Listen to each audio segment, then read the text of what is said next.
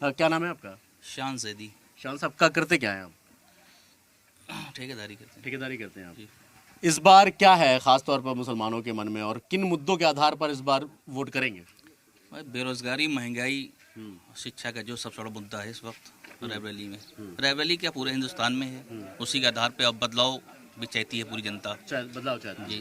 तो बदलाव के लिए किसको सपोर्ट कर रहे हैं, किस तरीके से सपोर्ट कर रहे हैं, मतलब क्या इंडिया गठबंधन है या बदलाव इंडिया में तो इंडिया गठबंधन हम लोग का। इंडिया गठबंधन है?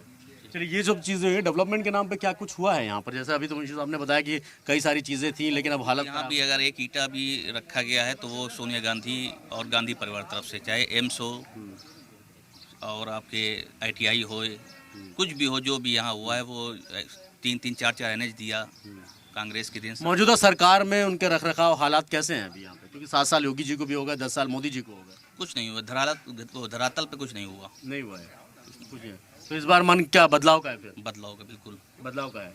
ये सिर्फ रायबरेली की बात नहीं है, हम आपको बताएं कि जब हम निकले थे 1 महीने से ज़्यादा का सफ़र तय कर चुके हैं, 6000 किलोमीटर क्रॉस कर चुके हैं। उन 6000 किलोमीटर में तकरीबन 35 से 40 लोकसभा क्षेत्रों को घूमे।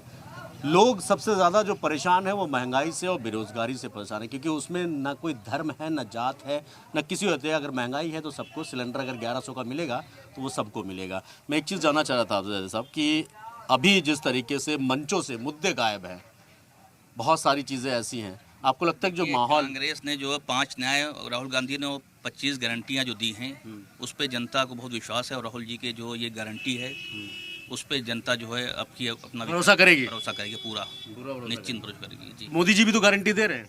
उनकी गारंटी तो हम लोग देख ही रहे हैं, शौचालय तक सीमित है गारंटी उनकी। अच्छा हर किसी का अपना अपना एक लेवल कह लीजिए, लेकिन प्रधानमंत्री मंचों से जिस तरीके से ऐसी बातें कहेंगे जिससे कहीं ना कहीं एक वर्ग अपने आप को बिल्कुल अलग महसूस करता है। और सब, क्या नाम है आपका? रिजवान। रिजवान साहब, प्रधानमंत्री ने कहा सबका साथ, सबका विकास, सबका विश्वास। मुसलमानों को विश्वास है? नहीं, विश्वास तो नहीं दिखाई पड़ता। वजह उसके पीछे की जो धरातल पे दिखाई पड़ रहा है, कहते तो हैं वो। रायबरेली में कुछ ऐसा है जिस तरीके से आप उसको बिल्कुल फोकस करके कह सकें कि नहीं ये मुसलमानों के खिलाफ था ये चीज़? क्योंकि बहुत सारी योजनाएं हैं, चाहे वो कह सकते हैं कि आप अगर प्रधानमंत्री आवास है तो वो सबको मिला है। ऐसा नहीं है कि किसी एक को पॉइंट आउट किया गया हो कि इनको ही देना है, इनको नहीं देना। वो तो किया है, वो तो किया है। और लेकिन यहाँ पे सबसे बड़ा मेन मुद्दा जो है कि हम लोग कांग्रेस को नहीं खोना चाहते। अच्छा, क्यों? इसके पीछे की वजह क्यों? क्यों एक गांधी परिवार से एक लगाव है, जुड़ाव है, या पूरा ये बस लगाओ। बाकी तो और मुद्दे भी देखिए, अगर कल को गांधी परिवार भी जीत के आता है तो काम तो उनको भी करना पड़ेगा ना।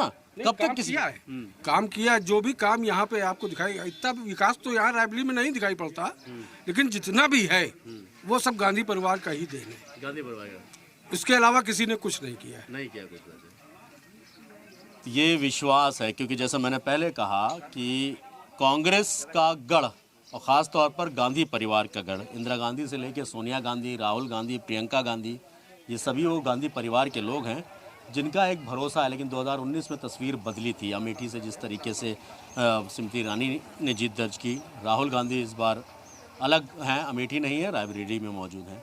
यानी अब रायबरेली से मौजूद है, जिस पर लेकर बीजेपी ज़्यादा हमलावर हुई कि कहीं ना कहीं डर के भागे हैं।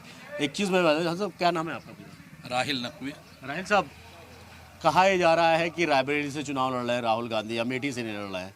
यानी उनको ये लग रहा था कि एक बार फिर स्मृति ईरानी के सामने जाएंगे तो कहीं ना कहीं दिक्कत हो जाएगी। आपको लगता है ऐसा? नहीं, ऐसा बिल्कुल कुछ नहीं है। सबसे बड़ी बात यह है कि स्मृति ईरानी को लोग कब जाने जब वो इनके सामने इलेक्शन लड़ने आई, वरना उनकी हैसियत राहुल गांधी की हैसियत में ज़मीन आसमान का फ़र्क है।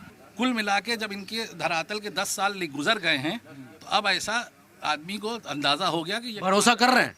भरोसे ही तो नहीं रहा इनका। अच्छा, भरोसा इन्होंने रखा ही नहीं, खासतौर से कुछ ऐसी चीज़ें जो आपको भरोसा ना करने पर मजबूर कर रही हैं।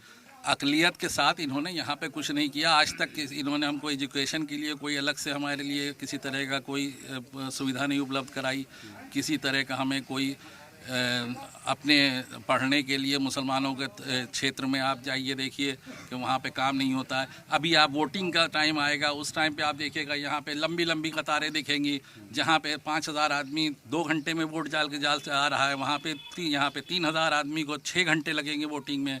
बाहर क्यों बाहर डंडे दौड़ मारे जाएंगे, जैसा अभी आपने संभल में देखा है, अभी आपने कन्नौज में देखा है कि वो किसी भी तरह साम दाम दम भेंट से, क्योंकि इस बार उनका धरातल ज़मीन खिसक गई है, उनको महसूस हो गया है कि और ये सिर्फ मुसलमान नहीं हरा पाएगा, इसमें सारा हिंदुस्तान का आदमी ने इनको जो देखा है, और अब वो हिंदू मुसलमान नहीं करना चाहता। इन्होंने सारे तरह से पाकिस्तान को ला के देख लिया, इन्होंने गोश्त को ला के देख लिया, इन्होंने मछली को ला के देख लिया, मंगलसूत्र को ला के देख लिया।